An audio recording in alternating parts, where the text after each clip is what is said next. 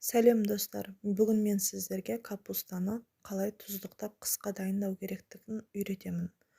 Дұрыс жасау үшін, ол үшін бізге үлкендеу ыдыс керек болады. Капусталарымызды суға бұқтыратын және капустаның алғашқы беттерін кесіп аршып аламыз және түбін, яғни топыраққа аунаған лайқа жерінен аздап жұқалап кесіп аламыз және өзегінен ажыратып алмаймыз алғашында.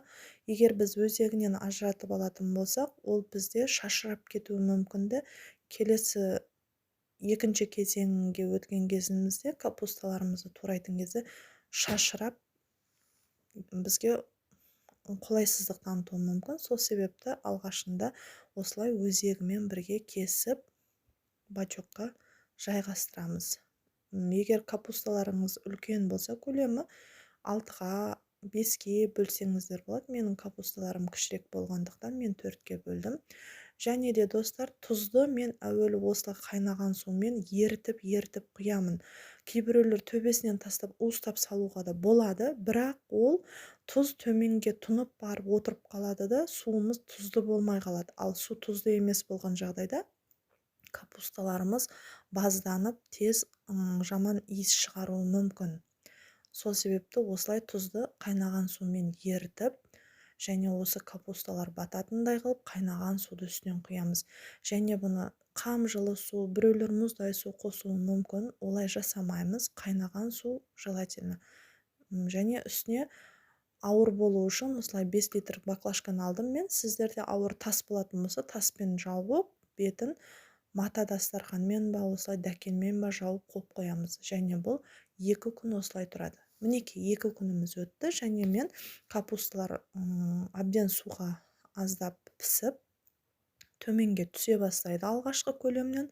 Осылай үлкендеу керсендерге сүзіп аламын барлық капусталарды. Және де екінші кезеңі, міне мен жаңа айттым ғой, өзегін кеспейміз деп, осылай бүтін алуға бізге көмектеседі.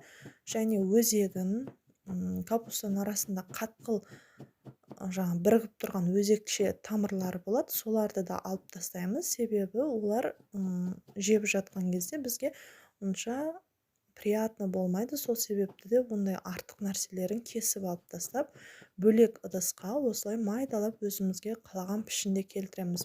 Егер жоқ, мен ірі пішінді жақсы көрем дейтіндер, осы капустаны 3-4-ке бөліп те тастай беруге болады. Мен сразу тарелкаға салуға ыңғайлы болсын деп осылай турап саламын.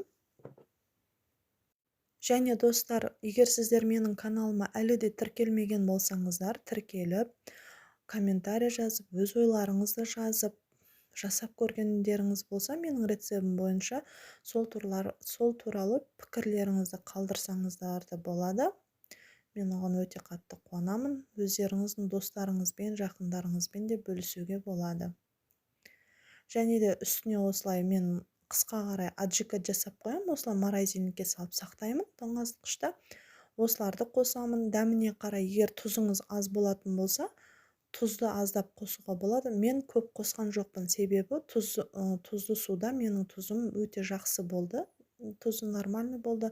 Сол себепті тұзды көп қосқан жоқпын. Әшшіні осылай жақсылап араластырып алғаннан соң үстіне қайнаған су құямыз тоже, бірақ көп құймаймыз. Капустамыз бататындай болу керек. Өте көп құйып жібермейміз. Капустаның өзінен де су шығады.